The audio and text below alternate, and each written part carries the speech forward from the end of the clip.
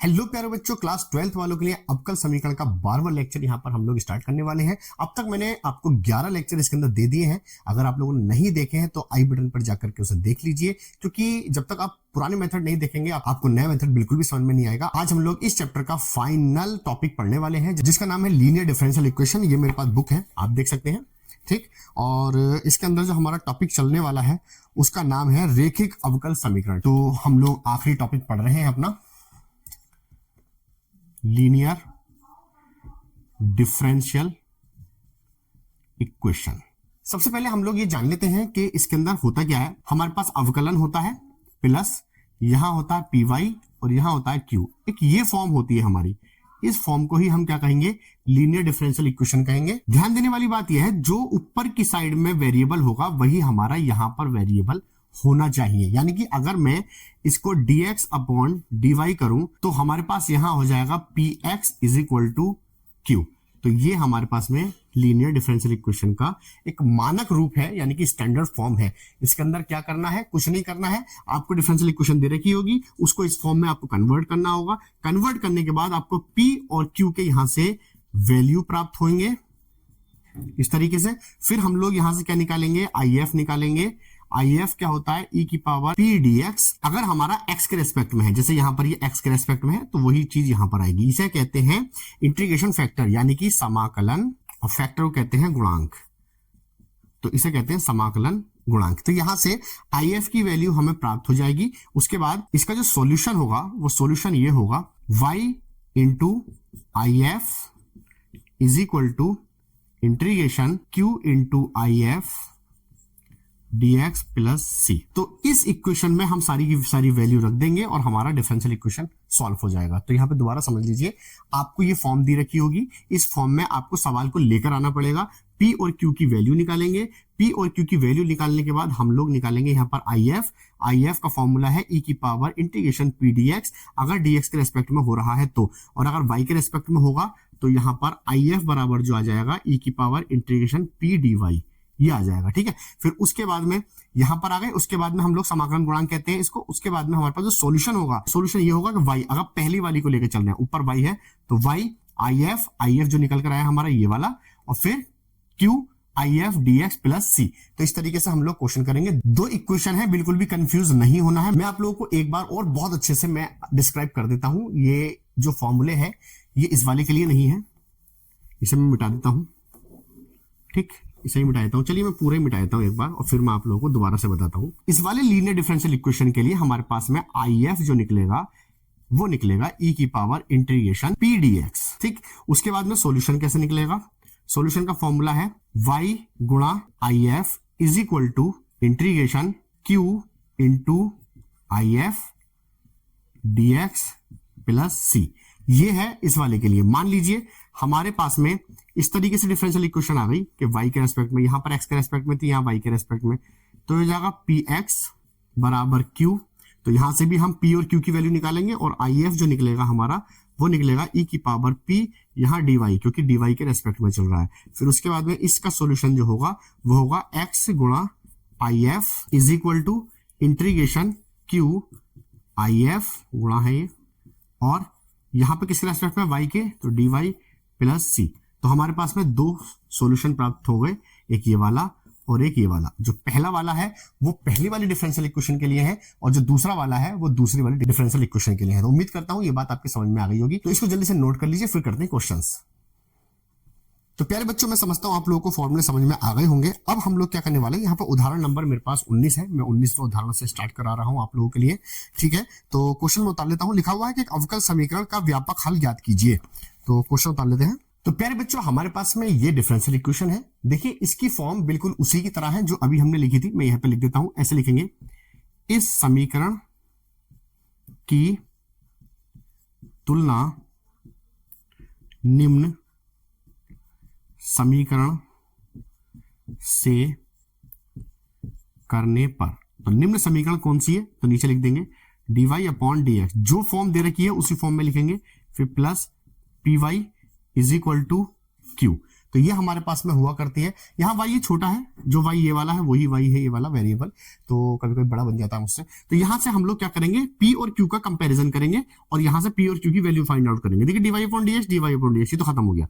यहाँ पे देखिए y की मल्टीप्लाई में p, यहाँ y की मल्टीप्लाई में 1 है, ठीक। तो p की वैल्यू कितनी आ गई, q माइनस 1, और q की वैल्यू देखिए यहाँ पर कितनी आ गई, cos x, ठीक है। अब हम उसके बाद में क्या निकालेंगे, if निकालते हैं। if क्या होता है, e की पावर इंटीग्रेशन p dx, अगर dx के रेस्पेक्ट में है तो यहाँ पर e की पावर इंटीग्रेशन इसकी जगह पर आ जाएगा भैया माइनस का 1 और dx, माइनस को बाहर ले लीजिए आप, e की पावर माइनस, यहाँ बचा 1 dx, और मैं समझता हूं आपको पता ही होगा 1 का होता है x। इसके बाद हल क्या है हमारे पास में, y गुणा if बराबर integration q if dx plus c, y as it is रहेगा।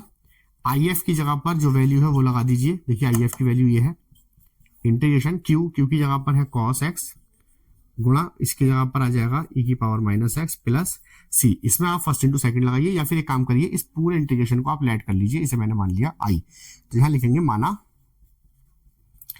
i बराबर integration cos x into e की पावर माइनस x और dx, यहाँ dx रहेगा। अब इसको हम अलग से सेपरेटली क्या करेंगे, सॉल्व करेंगे। तो इसमें फर्स्ट मानेंगे और इसे मानेंगे सेकंड, तो फर्स्ट इंटू सेकंड लगाएंगे। यहाँ आप देख सकते हैं खंड से समाकलन बन गए हैं। एक फॉर्मूला होता है बच्चों, क्या होता है मैं आपको बता देता हूँ। देखिए u into v d x is equal to, यानी कि फर्स्ट ऐसे ही सेकंड का integration minus d upon d x, और यहाँ पर आ जाएगा आपका फर्स्ट इंटीग्रेशन v dx और dx। ये फॉर्मूला होता है। अगर आपको याद नहीं है तो भैया याद कर लीजिए, खंड से समाकलन, यानी कि अगर आप लोग डिफरेंशियल इक्वेशन पढ़ रहे हैं तो आप लोगों को ये सारे टॉपिक आने चाहिए, यानी कि अवकलन आना चाहिए और समाकलन आना चाहिए, तभी जाकर के आप लोग इसे बहुत अच्छे से कर पाएंगे, ठीक।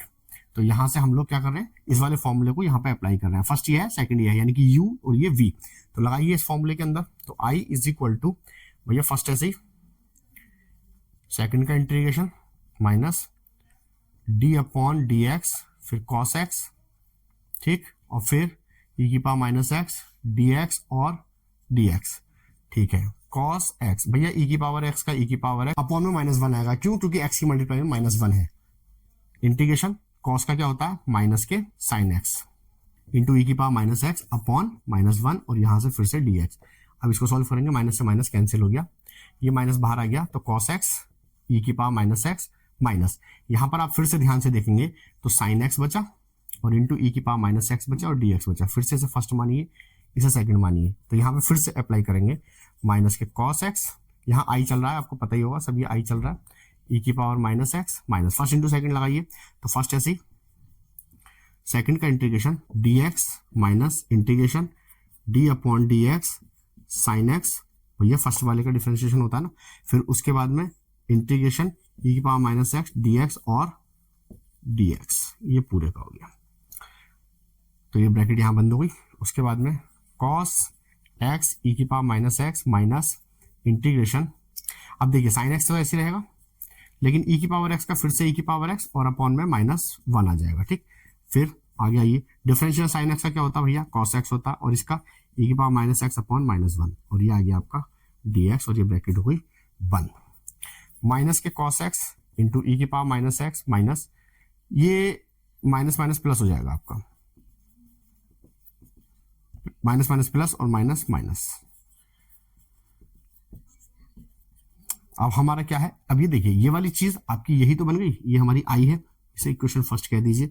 तो लिखेंगे समीकरण 1 से, तो यहां पे लगा दीजिए, तो ये आई चल रहा है, तो आई बराबर माइनस के cos x ई की power minus x plus sine x e की पावर माइनस एक्स माइनस, इसकी जगह मैं रख सकता हूँ आई को इधर ले आइए, तो ये 2i हो जाएगा, माइनस के cos x ई की पावर माइनस एक्स, और चलो इसे पहले लिख लो,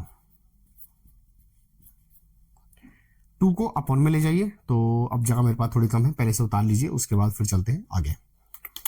तो प्यारे बच्चों, अब हम क्या कर रहे हैं कि इस 2 को बटे में लेके जा रहे हैं, और e की पावर x में कॉमन ले सकता हूं यहां से, तो 2 को बटे में लेके जाइए, तो यहां बचेगा i, तो i बटा 1/2, तो ये आ गया आपका, और e की पावर x मैं कॉमन ले लेता हूं, e की पावर माइनस एक्स कॉमन ले लिया, तो पहले मैं साइन लिख लेता हूं,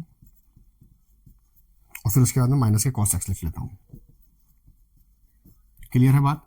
तो ये हमारा आ गया आई, मतलब इसकी वैल्यू आ गई इस वाले की, इस वाले इंटीग्रेशन को आई माना था ना, तो हमारा जो सॉल्यूशन था वो कुछ फाइनल यूं आएगा कि ये y गुणा e की power minus x as it is रहेगा, और इसकी वैल्यू ये आ गई है 1/2 e की power minus x sine x minus cos x, और फिर यहाँ प्लस c। तो आप चाहे तो यहाँ पर भी आंसर छोड़ सकते हैं, लेकिन एग्जाम्पल में तो इसे थोड़ा और मॉडिफाई कर सकते हैं। y ऐसी रखिए, e की पावर x को बटे में ले जाइए, तो e की पावर x तो यहाँ देखिए ऑलरेडी है ही, ये वाला 2 ये हैगा, ये e की पावर x फिर आ गया यहाँ पर, तो ये आ गया sine x minus cos x, और e की पावर x इसके बटे में भी जाएगा, तो c अपॉन e की पावर माइनस एक्स। तो अब जो आंसर आया आपका y बराबर इससे कट जाएगा 1/2 साइन कॉस, इसे ऊपर ले जाइए c की पावर e की power minus x plus x हो जाएगी,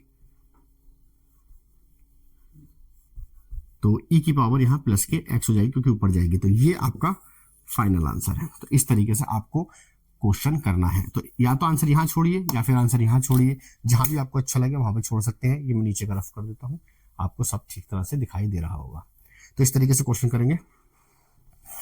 तो प्यारे बच्चों, उम्मीद करता हूं आप लोगों को मेथड समझ में आया होगा, किस तरीके से पैटर्न है क्वेश्चन करने का वो आपको समझ में आ गया होगा। अभी ये पहला क्वेश्चन था, हो सकता है आपको थोड़ा सा यहाँ पे टिपिकल लगे, वो इसलिए क्योंकि अभी नया नया मेथड है। अभी मैं आपको सारे उदाहरण कराऊंगा, सारी एक्सरसाइज के सवाल कराऊंगा, तो देखना आपके प्रैक्टिस में आ जाएगा। और एक बात और मैं कहना चाहता हूं दोस्तों, अगर आप लोग पढ़ाई करने के बाद भी क्वेश्चंस को नहीं कर पा रहे हैं, तो इसका मतलब आपका जो रिविजन है वो बहुत ज्यादा कम है। आपको इतना रिविजन करना है, इतना रिविजन करना है, आप लोगों का ये नहीं चलना चाहिए बल्कि ये चलना चाहिए।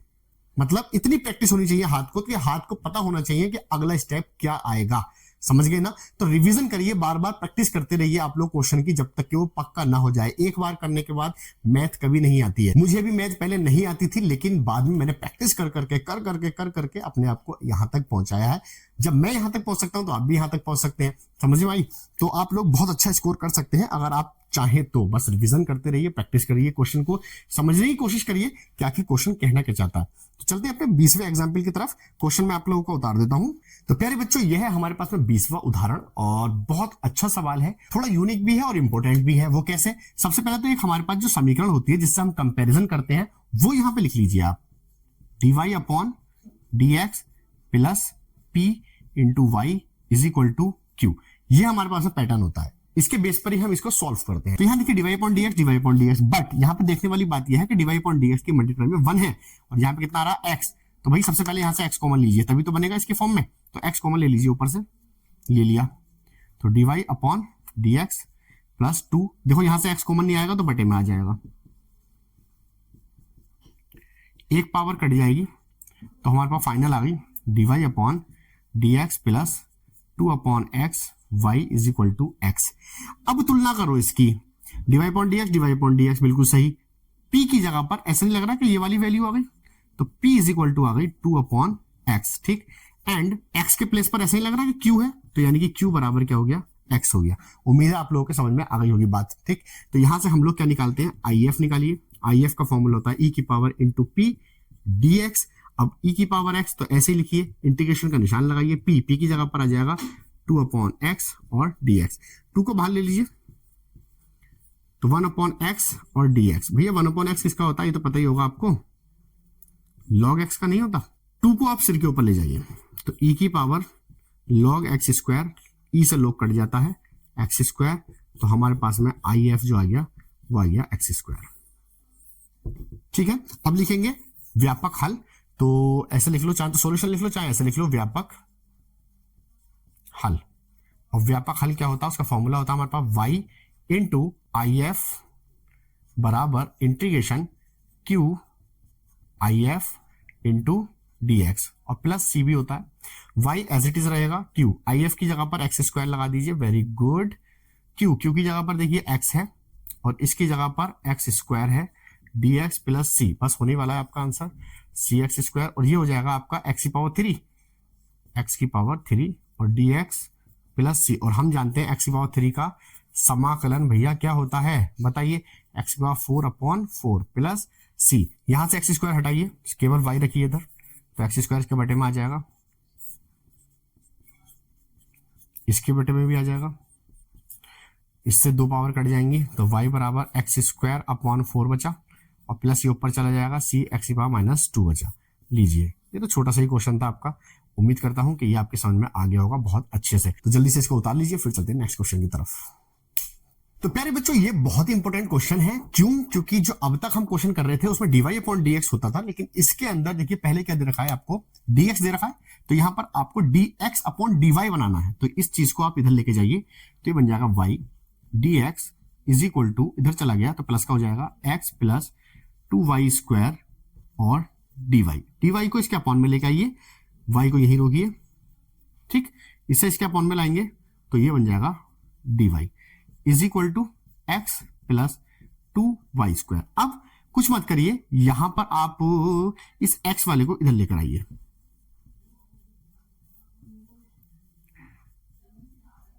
तो यहां क्या बचेगा 2y स्क्वायर।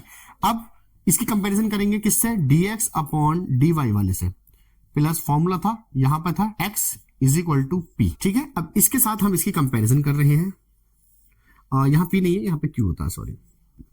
तो ये इसके साथ हम कंपैरिजन करेंगे। कंपैरिजन करने के लिए यहाँ पे देखिए 1 होना चाहिए, यहाँ y है तो y को इधर लेके जाइए, तो हम कॉमन ले लेते हैं, काम करते हैं ना। तो ये बनेगा dx upon dy minus 1 upon y into x is equal to 2y square. एक y से एक y कैंसिल आउट हो गया, तो यहां बचा dx upon dy minus 1 upon y into x is equal to 2y, ठीक।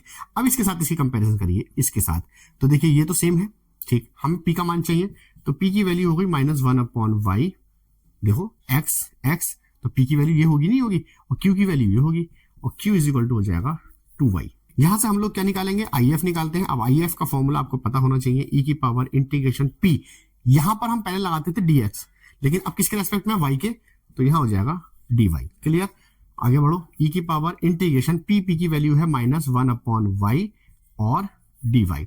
माइनस को बाहर लेकर आ जाओ, तो माइनस को बाहर लेकर आओगे आप लोग तो बनेगा हमारा e की power minus integration 1 upon y और dy। अब एक बार बताओ, माइनस ऐसे रहने दीजिए, 1 अपॉन y किसका होता है, log y का ही तो होता है, ठीक है। माइनस को ऊपर ले जाइए इसके ऊपर, तो ये बन जाएगा log y की पावर -1, log से e कट जाएगा, तो IF इज इक्वल टू हमारे पास आ जाएगा y इनवर्स या 1 अपॉन y। प्यारे बच्चों, उसके बाद हमें निकालना है इसका व्यापक समीकरण। अब व्यापक समीकरण क्या होता है वो भी मैंने आपको पहले बता दिया था, तो यहाँ पे लिख लेना व्यापक समीकरण, में सॉल्यूशन लिख रहा हूं, तो x गुणा, मैं पहले ही फॉर्मूला लिखवा चुका हूं, आप लोगों को देख लीजिएगा। ये फॉर्मूला होता है integration q into IF into dy और प्लस c, ये फॉर्मूला होता है। इंटू मत लगाओ, ऐसे ही रहने दो, चाहे इसे ब्रैकेट बंद कर लो। तो x ऐसे इंटू IF की वैल्यू ये आई आपकी 1 upon y is equal to integration q की वैल्यू देखिए कहां पर है, q की वैल्यू देखिए है 2y, तो यहां पे लिखेंगे 2y गुणा IF की वैल्यू फिर से अगेन 1 अपॉन y, फिर dy और प्लस c, एक y से y कैंसिल हो गया, x upon y is equal to 2 बाहर ले लो, 1 dy प्लस c बचा, और मैं जानता हूं, आपको पता है कि 1 का होता है y प्लस c। यहां से x को इधर रोकिए, y को इधर लेके जाइए, तो ये बन जाएगा 2y स्क्वायर और प्लस इसकी इसके साथ मल्टीप्लाई होगी cy। बस यही इसका आंसर था। तो इस तरीके से प्यारे बच्चों हम लोग क्वेश्चंस को सॉल्व करेंगे। मैंने दोनों ही तरीके के मेथड आप लोगों को बता दिए हैं, एक dx अपॉन dy का ही बता दिया है ये वाला, और एक बता दिया था मैंने इससे पहले dy अपॉन dx का, शायद 2 बता दिए वाले। तो इस तरीके के क्वेश्चन करेंगे, जल्दी से उतार लीजिए। वीडियो अगर अच्छी लग रही है तो एक लाइक जरूर कर दीजिए, चैनल को मेरे सब्सक्राइब जरूर कर लेना, दोस्तों के साथ शेयर किया करो यार। तो जल्दी से उतारो। तो प्यारे बच्चों, ये है हमारा उदाहरण नंबर 22, और ये बहुत ही अच्छा क्वेश्चन है। इसके ऊपर सबसे पहले तो आप डाल दीजिए इंपोर्टेंट, यानी कि एक स्टार बना दीजिए। जिन भी क्वेश्चन के ऊपर मैं स्टार बनाऊंगा समझिए वो इंपोर्टेंट है, एग्जाम की दृष्टि से बहुत ज्यादा इंपोर्टेंट है, ठीक। तो ये 2026 में आ सकता है इस तरीके का क्वेश्चन, क्योंकि इसमें लिमिट भी दे रखी है आपको यहां से यहां तक। अब इस क्वेश्चन में देखिए समझ लेते हैं, डिफरेंशिएशन दे रखा है ये और ये, तो ये एक लीनियर इक्वेशन हो गई। कैसे? क्योंकि dy अपॉन dx तो ये है, देखो dy अपॉन dx ये रहा, प्लस p y बराबर q, ये फॉर्म होती है ना लीनियर डिफरेंशियल इक्वेशन की। अब जरा से कंपैरिजन करके देखो, देखो ये तो खत्म हो गया, तो p y की गुणा में है और y की गुणा में यहाँ पे cot x है, तो p की वैल्यू क्या हो जाएगी, यहाँ पे cot x हो जाएगी, ठीक है। उसके बाद में q, ये सारा का सारा तामझाम तबेला जो है ये आपका q का वैल्यू है, तो q यहां लिख लेते हैं, q is equal to 2x। अब चूंकि सवाल थोड़ा लंबा जाएगा तो एक काम करते हैं, इसको मैं थोड़ा इधर रख लेता हूं। तो p की वैल्यू जो आएगी वो तो आ गई cot x, एंड q की जो वैल्यू है वो ये सारी है 2x plus x square cot x, ये वाला। उसके बाद हमें क्या निकालना होता है IF, तो मैं थोड़ा छोटा छोटा लिखूंगा, मैं समझता हूँ पूरा क्वेश्चन ऐसी बोर्ड पर आ जाए, बिटाना ना पड़े। तो e की पावर p dx ये होता है ना, तो e की पावर इंटीग्रेशन p की वैल्यू है cot x dx। cot x का जो इंटीग्रेशन होता है वो होता है log sin x, तो यहां पे log sin x लगाएंगे तो इस पूरे की जगह पर आ जाएगा log sin x, और log से e कैंसिल हो जाता है तो हमारे पास में आ गया sin x, तो IF जो आ गया वो आ गया sin x।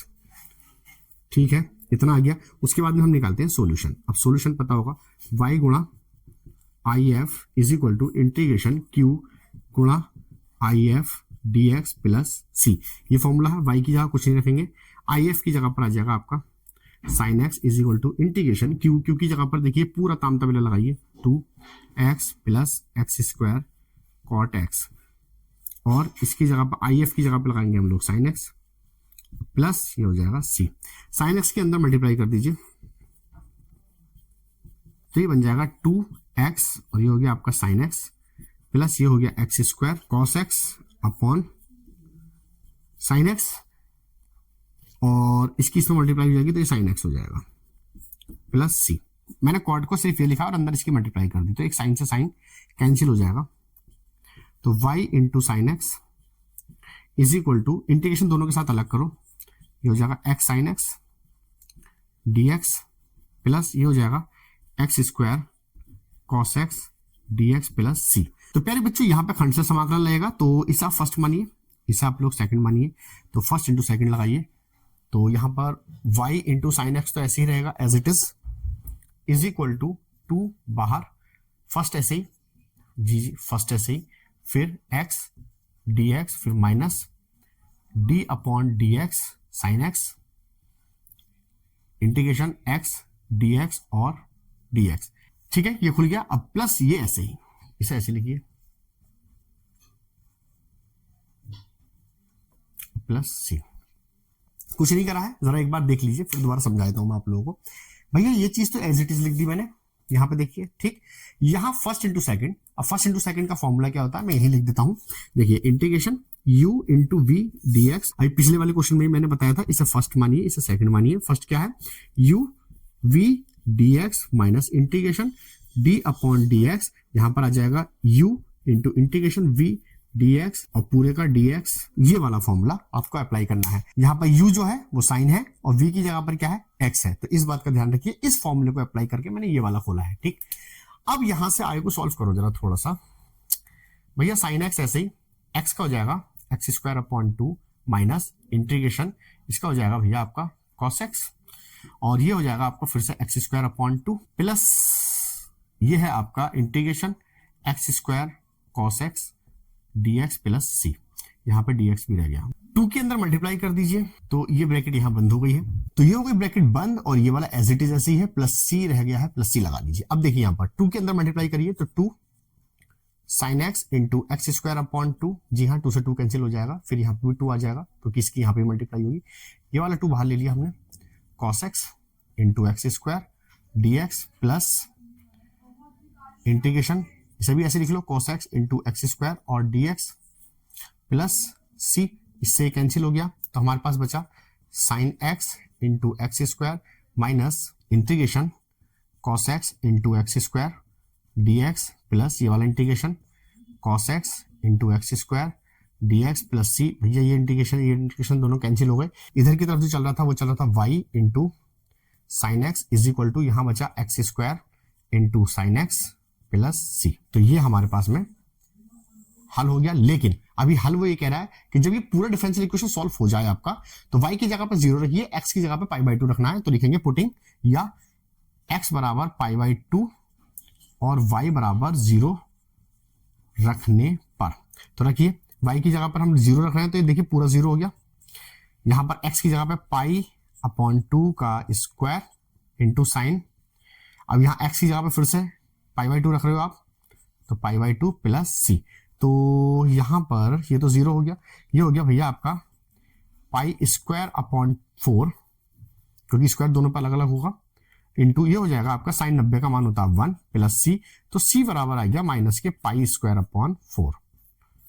इस वैल्यू को उठा के इक्वेशन फर्स्ट में रख दीजिए, तो लिखेंगे समीकरण 1 में रखने पर, समीकरण 1 क्या है, थोड़ी जगह बनाता हूं मैं आप लोगों के लिए, इतना इसमें हो जाएगा काम। समीकरण 1 ये है ना, तो y गुणा साइन एक्स बराबर, ये आ गया आपका एक्स स्क्वायर फिर साइन एक्स। अब यहां पे देखिए इस प्लस सी की जगह पे हम लगा रहे हैं माइनस के पाई स्क्वायर अपॉन 4। बस आपको कुछ नहीं करना, यहाँ y रोकिए, साइन को इधर लेके जाइए, तो y बराबर x square into sine x upon sine x minus pi square upon 4 और इंटू ये भी साइन एक्स, साइन से साइन कैंसिल हो गया, तो y बराबर आ गया minus pi square upon 4 sine x. लीजिए साहब, ये है आपका आंसर। तो इस तरीके से हम लोग क्वेश्चन करेंगे। तो पूरा ही बोर्ड भर गया है, इसे अच्छे से समझ लीजिए, अच्छे से उतार लीजिए, और फिर चलते हैं हम नेक्स्ट क्वेश्चन की तरफ। देखता हूं मैं कितने सवाल अभी और रह गए हैं। एक एग्जाम्पल और रह गया, इसे जल्दी से निपटाने के बाद फिर उसके बाद एक्सरसाइज। तो इस वीडियो के अंदर तो मैं सिर्फ उदाहरण ही रहने दूंगा, उसके बाद में 9.6 जो है हम लोग स्टार्ट करेंगे, लेकिन अगले लेक्चर में हम लोग इसे क्वेश्चंस को करेंगे। मेरे ख्याल से 10 क्वेश्चन तो हो ही जाएंगे एक वीडियो में, तो जल्दी से करिए इसे, फिर चलते हैं नेक्स्ट क्वेश्चन की तरफ। तो प्यारे बच्चों, इस वीडियो का आखिरी क्वेश्चन यहाँ पर क्वेश्चन नंबर 23 है। वैसे थोड़ा सा इसके अंदर कटा हुआ है, मैं आपको दिखाता हूँ। ये पता नहीं किताब के अंदर मिसप्रिंट है, तो पढ़ देता हूँ, आप अपनी किताब में जरूर देखिएगा। लिखा है बिंदु 0,1, यहाँ पर बिंदु इसलिए दे रखे हैं क्योंकि जैसे अभी देखा था ना, यहाँ पे x बराबर दे रखा था, पिछले क्वेश्चन में y बराबर दे रखा था, उस तरीके से हम बाद में रखेंगे वैल्यू को। तो एक वक्र का समीकरण दे रखा है आपको, इस प्रकार दे रखा है कि उसकी जो प्रवणता है, भैया प्रवणता को dy अपॉन dx कहते हैं, तो dy अपॉन dx, ये उदाहरण नंबर 23वां है, ठीक है। तो उसकी जो प्रवणता है उस बिंदु के x निर्देशांक भुज, यानी कि उस बिंदु के x निर्देशांक भुज तथा x निर्देशांक और y निर्देशांक कोटि के गुणनफल के बराबर है। लो जी लो, अब ये क्या है, मतलब देखिए कोई बिंदु बनता है तो ये वाला भुज कहलाता है और ये वाला कोटि कहलाता है। उसने पहले डिफाइन करके कह दिया, तो वो कह रहा है कि x अक्ष के भुज तथा x निर्देशांक और y निर्देशांक के गुणनफल के योग के बराबर है। तो यानी कि यहाँ पर x और y, x निर्देशांक भी है और y निर्देशांक भी है, दोनों के गुणनफल के योग के बराबर है। तो ये हमें कुछ दे रखा है, तो इसे हमें सॉल्व करना है। जहां हमें पॉइंट भी दे रखा है इसके अंदर, तो यहाँ पे लिख लेते हैं। जो बिंदु है वो दे रखा है 0,1, यानी कि x बराबर 0 और y बराबर 1, भुज और कोटि। तो ये है भैया पूरा क्वेश्चन, इसको सिंप्लीफाई करना है। बहुत हल्का सवाल है, कैसे हल्का है जरा देखो, इसे आप इधर ले आइए, तो dy अपॉन dx माइनस के xy is equal to x बचेगा। यहां से इसकी कंपैरिजन करनी पड़ेगी, कौन से वाले फॉर्मूले से भाई, लीनियर डिफरेंशियल इक्वेशन से, प्लस p y बराबर q, इस वाले से। तो यहां पर आपको दिखाई दे रही होगी p की वैल्यू कितनी है, माइनस के x, और q की वैल्यू कितनी है जरा बताइए, x ही तो है। तो उसके बाद हम क्या निकालते हैं, IF निकालते हैं, e की पावर इंटीग्रेशन p dx बराबर e की पावर इंटीग्रेशन माइनस के x dx, p की वैल्यू माइनस x है, माइनस को बाहर ले लो, तो e की पावर माइनस के x इंटू dx। तो यहां पर बचेगा x का क्या होता है भैया, एक्स स्क्वायर अपॉन 2, बस ये होता है। तो IF हमारे पास में ये आ गया e की power minus x square upon 2, ठीक है। एंड सॉल्यूशन जो है हमारे पास में, वो सॉल्यूशन क्या होता है, y गुणा IF बराबर integration q IF dx plus c।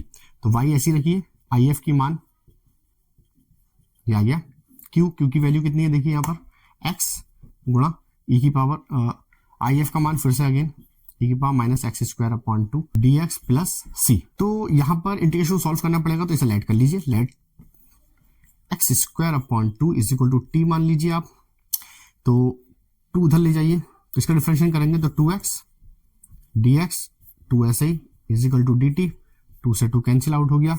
तो कुल मिला के हमारे पास में x dx बराबर आ गया dt। भैया x और dx की जगह पे dt रखेंगे, इस पूरे की जगह पे t रखेंगे, फिर उसके बाद सॉल्व करेंगे। ये प्रतिस्थापन वाला टॉपिक है। तो y इंटू ई की power minus x square upon 2 is equal to, ये हो गया इंटीग्रेशन e की पावर माइनस t, देखो माइनस ये है, इसकी जगह पर t माना है, और इसकी जगह पर आ गया dt प्लस c। अब इसका फॉर्मूला आपको पता ही है, e की पावर x का, भैया e की पावर x ही होता है मेरे ख्याल से। t की वैल्यू लगा दीजिए, तो टी की वैल्यू लगाएंगे, टी की वैल्यू देखो क्या मानी है, x² + 2 + c। इसे बटे में ले जाइए तो y बराबर बचेगा हमारे पास में e⁻² - x²/2, e⁻² x²/2 और प्लस c/e⁻² x²/2। इससे कैंसिल आउट हो गया कि ये माइनस की पावर है, ऊपर जाएगी तो प्लस की बन जाएगी, तो c × e⁻x²/2। ये तो आ गया अवकल समीकरण सॉल्व होकर। लेकिन x की जगह पर हमें क्या रखना है, 0, और y बराबर रखना है 1। तो समीकरण में रख दीजिए, तो y की जगह पे तो 1 आ जाएगा, तो यहां से आएगा 1 बराबर c × e⁻। अब देखो इस x की जगह पे 0 रखोगे तो ये सारा ही 0 हो जाएगा, क्योंकि 0.20 ही होता है, और जिसकी पावर 0 उसका मान क्या होता है 1। तो यहाँ बचा 1 = c × 1, तो यानी कि c बराबर 1। तो यहाँ पर इस समीकरण में c की जगह 1 रख दीजिए और आंसर आ गया। y = यहाँ पर रखा 1 × e⁻x²/2। इसे सही से लिख लीजिए, e⁻x²/2। तो ये हमारा आंसर आ गया। तो उम्मीद करता हूं दोस्तों आप लोगों को ये पूरा टॉपिक समझ में आया होगा। मैंने इसके अंदर आपको काफी सारे एग्जांपल कराए हैं, दोनों मेथड के कराए हैं, dx/dy के भी और dy/dx के भी। तो इस तरीके से पैटर्न हमारा चलने वाला है। अगर ये लेक्चर देखने के बाद भी थोड़ी बहुत आपकी कसर रह जाती है, तो अगला लेक्चर जो आने वाला है उसमें हम लोग क्वेश्चंस को प्रैक्टिस करेंगे और उन प्रॉब्लम्स को सॉल्व करेंगे जो कि बहुत ज्यादा परेशान करती हैं स्टूडेंट्स को यूपी बोर्ड के अंदर। तो अब इसके बाद में मैं नेक्स्ट एक्सरसाइज को शूट करने वाला हूं, यानी कि लेक्चर नंबर 13, और हो सकता है इसके अंदर 14 या 15 लेक्चर रखूंगा पूरी सीरीज में, और आप आराम से YouTube पर कभी भी जाकर उसे देख सकते हैं। तो वीडियो अच्छी लगी है तो लाइक जरूर कर दीजिएगा, चैनल को मेरे सब्सक्राइब कर लीजिएगा, और जो ये 2 वीडियो आ रही हैं इनको जरूर देखिएगा, आप लोगों के लिए बहुत ज्यादा फायदेमंद है। एक केमिस्ट्री की है और एक आपकी मैथमेटिक्स की है। तो मिलेंगे नेक्स्ट वीडियो में, तब तक के लिए अपना ख्याल रखिए और प्रिपरेशन करते रहिए पीस स्टडी के साथ।